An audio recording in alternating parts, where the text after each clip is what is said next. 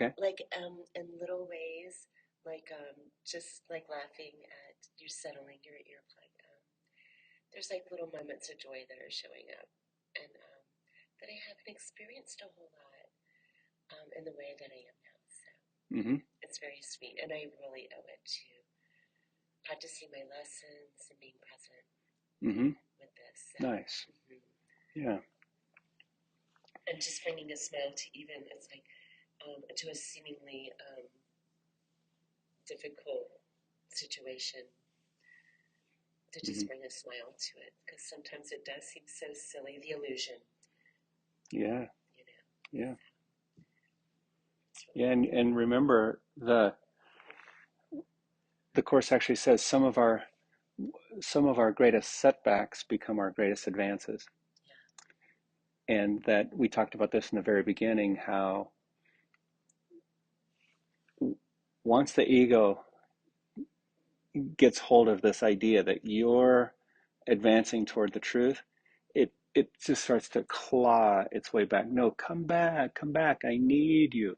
I want you. And so the way that'll show up is in these situations, through relationships, through situation and events in your life that just like seem all of a sudden insurmountable, and just like, whoa, why is this happening? Remember, why is not the right question to ask. It's what is this for? What is this for is this question that begins to undo it. Because what is it for? We hear that. It's kind of a cliche. Whenever something goes wrong, people will say, oh, there's a reason for everything. right. Yeah. Well, there This is, is. and there is. There is. And the reason is we we either let the ego get a hold of it and pull us deeper into separation, difference and fear and lack, or we and this is why all purpose is given. We won't find purpose out there. So we repurpose it and say, okay, here is something that I needed to see, something that I needed to witness.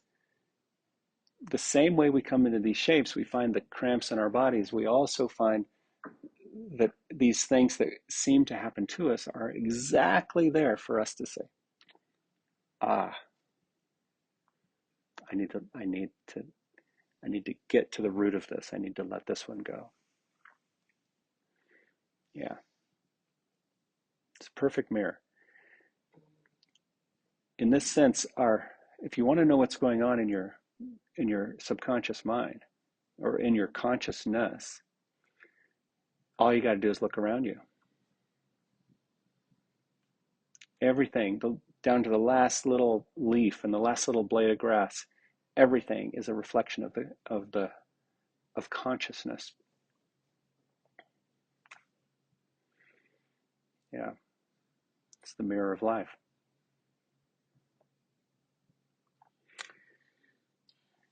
Just along those lines, Jeff, do you feel like, well, what we're doing with these lessons, because in the past, in my spiritual path, thinking about how the unconscious is kind of ruling the show sometimes. Mm-hmm. And we're not exactly aware of that. You're like, gosh, I'm kind of sometimes a victim to my patterning because I don't understand how to bring my subconscious to light. So, and this undoing, it, do you feel like our attention becomes more? Maybe there's a little bit more clarity, Oh or yeah. right? I mean, From it seems that confusion way. to I mean, clarity. maybe from confusion to clarity. Because I remember being kind of stuck in the subconscious. I'm like, how can I break this pattern? So I'm doing a lot of therapy. Like I'm doing all these things. Um, and I just felt really stuck. And now there seems to be little openings. And even then, there was some openings, but there wasn't a great healing yet. I'm Yeah. thinking this year process of a lesson a day Mm-hmm. might be a really beautiful path for It's people. consistent. Yeah. A lot of therapy brings up the past, Right. which can be helpful Yeah. for sure. But the past is past. True. And Yes. anything that we bring up from the past, if it's going to be helpful, is to bring it up so it can be looked at and seen for what it is, not the way we set it up, and forgiven. And forgiven. And just it has to come up, and then it's held to the light, and we forgive it, and uh, so we can get so rooted in the past, trying to use the past to learn from lessons to make the future better. That's how most of us go through life, right? Right. Oh yeah, I'm never going to let that happen again, and Right. voila. And that happens. Yeah, because it's Yes. the thought behind it is buried so deep, and so that would be the ego's use of the past Right. to keep the present, the healing power of the present, unknown, and the future just another setup for failure. Yes. Right. and so and and and and so we will never find the peace we're looking for in the future. We won't find it by solving the past. The peace we want is always now, and it's ever available. And that's a nice thing to remember. I'm going to stop doing things now to have a better future. I'm going to stop doing this thing now to even have more peace tomorrow. We keep coming back, just keep coming back to this thought and this thing that I'm being shown here and now. It's like we've all seen the movie Groundhog Day with Bill Murray, and how he gets stuck in this time loop. And it's a beautiful analogy of the time loop that we're all seem to be stuck in, and how problems resurface. The same problem resurfaces in different form. Same relationship problem, different relationship. Now, the Groundhog Day, it kept every morning you'd wake up, 6 o'clock, same song, same string of events, the same string of events, because the same judgmental, fearful character, what was his name? Blanking on his name. Anyway, the Bill Murray character. Um, and what changed those string of events from something that worked against him, that something worked for him, was his change of thought. He changed his idea about it. He began to forgive. Go watch the movie again. I think I Yeah, will. rent it I'm and going watch it to. again. Based on it's beautiful. It's a deeply spiritual movie, and and that's exactly how the see. We don't know the string of events that's going to happen through the rest of the day or tomorrow. The script is written. It's already there. It's already planned out and written by the ego.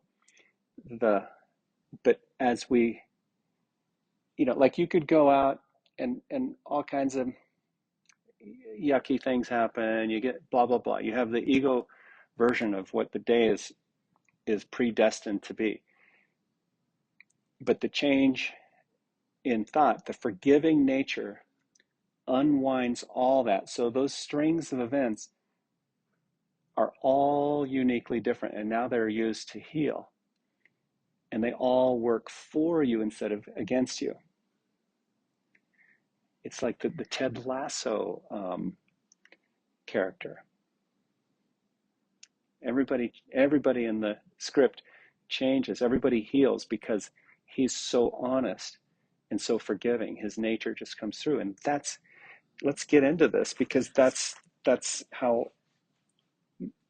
my holiness blesses the world. There's nothing my holiness cannot do. And I think I'd like to start today again with you lengthwise on your bolster, same way we did yesterday. Just sit on the front, lie back. Remember, bolster not required, but very helpful.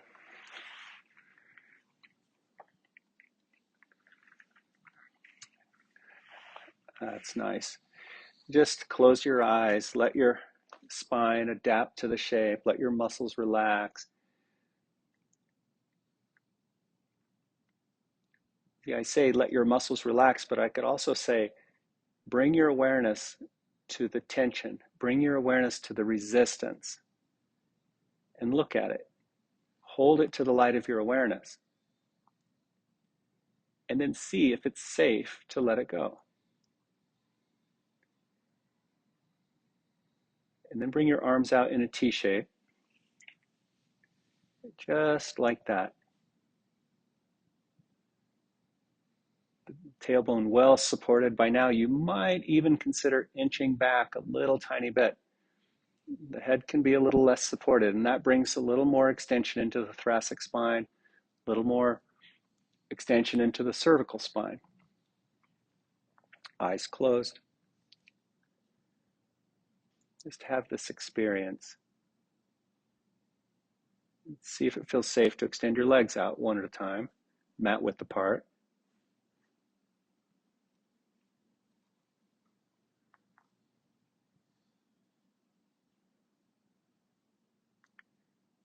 Make any adjustments to feel this moment in this shape absolutely 100% safe.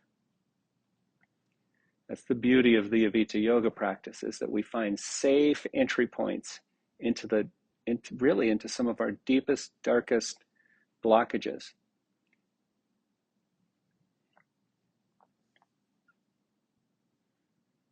Feel into the shape, feel into your heart.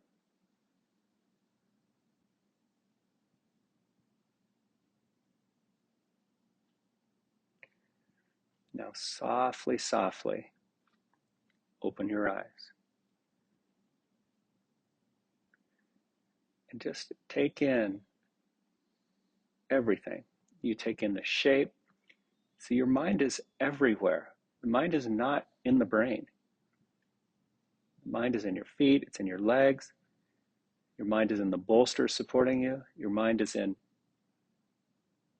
everything. It's a holograph pictorial of an inner condition, the collective ego consciousness. With this soft, open reception of everything you see, here's the first review idea. My holiness envelops everything I see. From my holiness does the perception of the real world come. This is what we want, the real world, the forgiven world, the happy dream.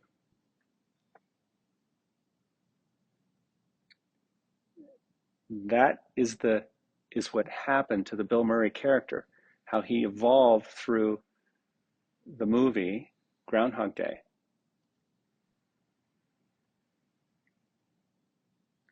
From my holiness does the perception of the real world come, where love is made available, where everything works for you. And moment by moment, you get closer to your real home.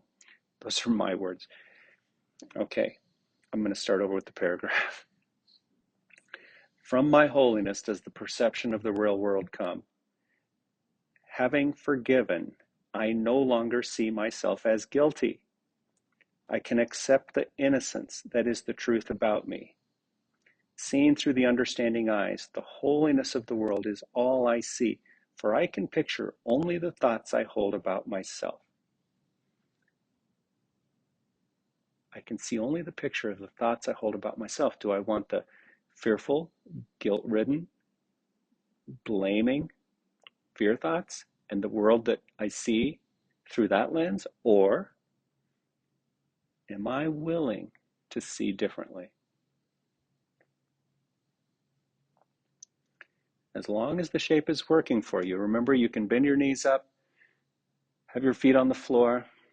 If it gets to be too strong on your low back, just do that. Slowly turn your head to the right. Make sure everything about the shape is still working on your arms and your shoulders. That's it. And just feel the resistance without resistance. Feel the turn of your neck and head, and now have your eyes closed. Number 2, my holiness blesses the world. The perception of my holiness does not bless me alone. Everyone and everything I see in its light shares in the joy it brings to me. Okay, if you haven't seen Ted Lasso, you got to see Ted Lasso. It's a beautiful witness to these two lines. There is nothing that is apart from this joy, because there is nothing that does not share my holiness. As I recognize my holiness, so does the holiness of the world shine forth for everyone to see.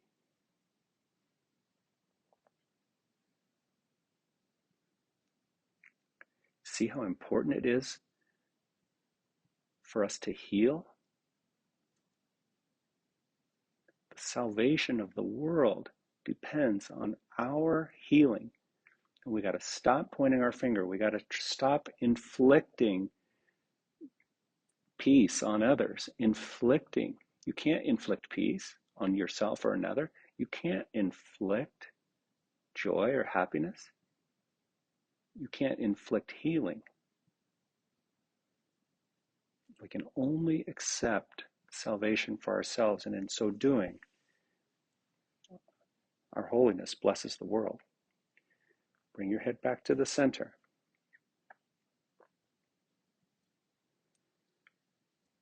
Throat open, nose high, make the turn to the left.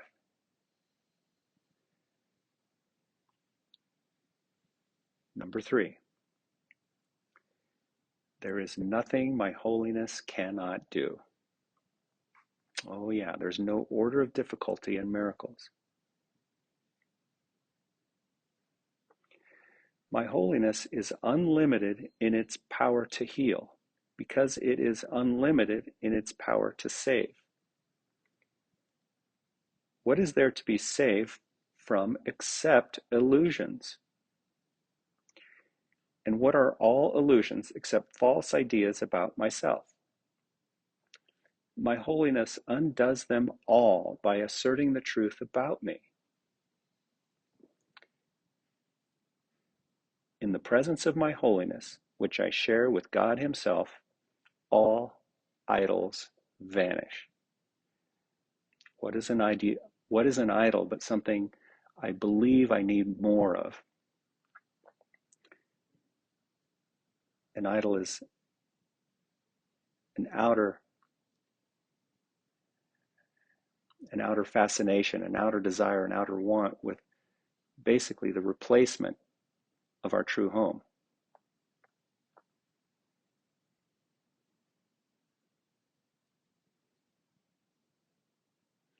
It says, my holiness undoes them all by asserting the truth about me. That's not my separate, personal, individual truth. No, it's the truth. It's the one truth, perfect love we all share. Bring your head back to the center.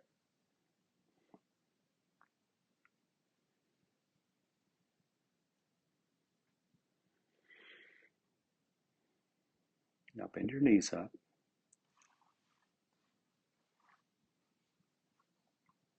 Good, and raise your arms straight toward the ceiling. That's it. Straight up toward the ceiling. Open the palms. Feel your feet on the floor. Let your belly hollow out, and slowly lower your arms overhead. Just go slow.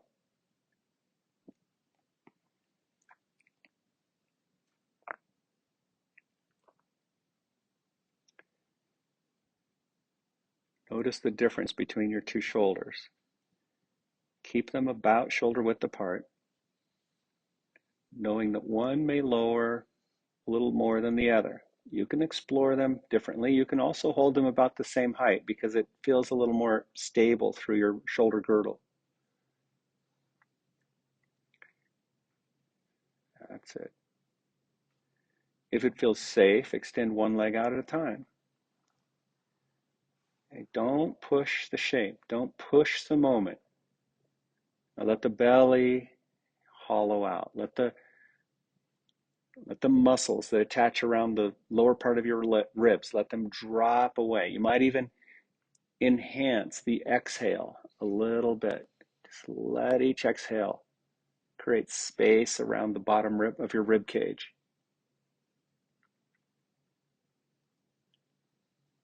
Nothing forceful. Yes, appreciate the few seconds with each exhale. You might exaggerate the exhale just a tiny bit.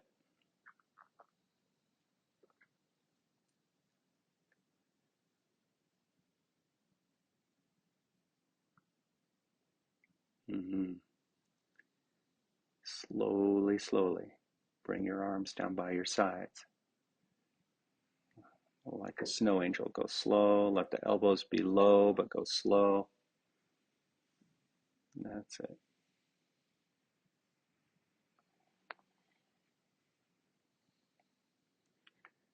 All right, now rest here. Bend your knees up if you need to. Make it safe and effective. Number 4, my holiness is my salvation. Since my holiness saves me from all guilt, recognizing my holiness is recognizing my salvation.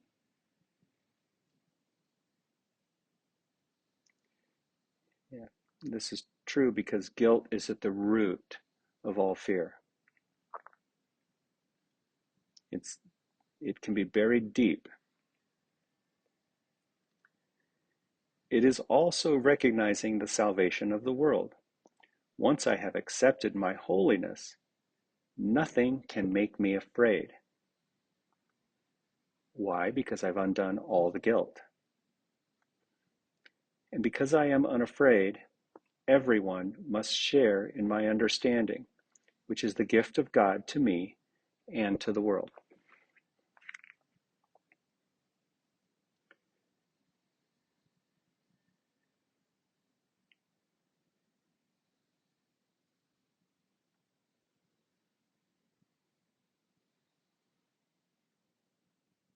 This is the movement from confusion to clarity.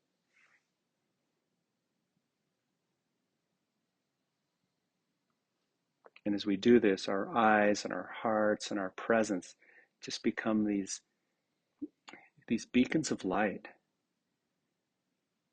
And it shines brighter and brighter in ourselves as the light is extended through the body to others in all we do.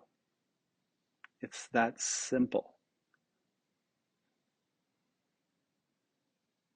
You're here listening to my words because you're welcoming them, you're ready for them, and you want them. But we don't need to lecture anyone or anything. It just happens through demonstration.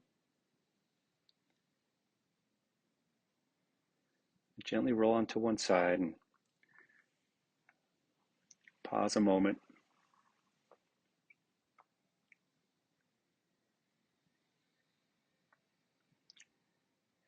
And when you're ready, push yourself up and sit close to the wall. Leave the bolster, sit close to the wall and lean back against the wall. Have the soles of the feet together, the knees wide.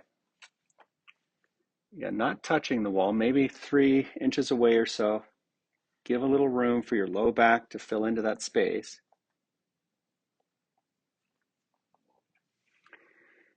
And then slowly curve forward.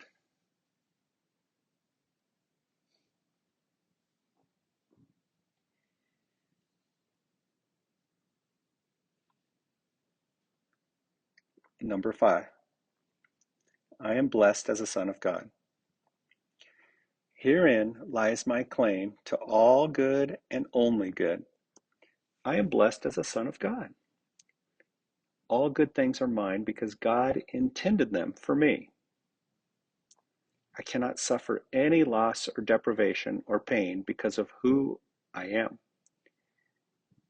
My Father supports me, protects me, and directs me in all things. His care for me is infinite and is with me forever. I am eternally blessed as his son.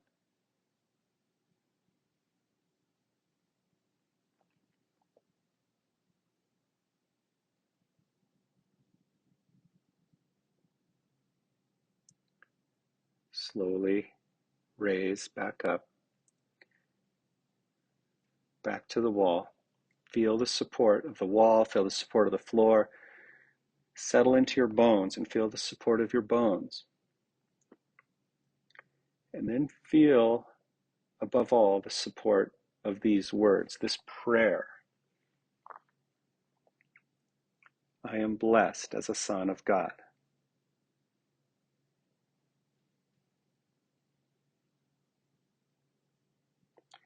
His care for me is infinite and is with me forever. I am eternally blessed as his son,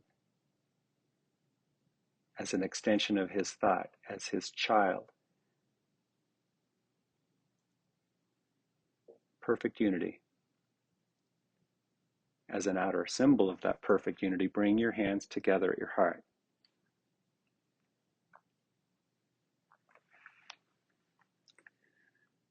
Namaste. Namaste.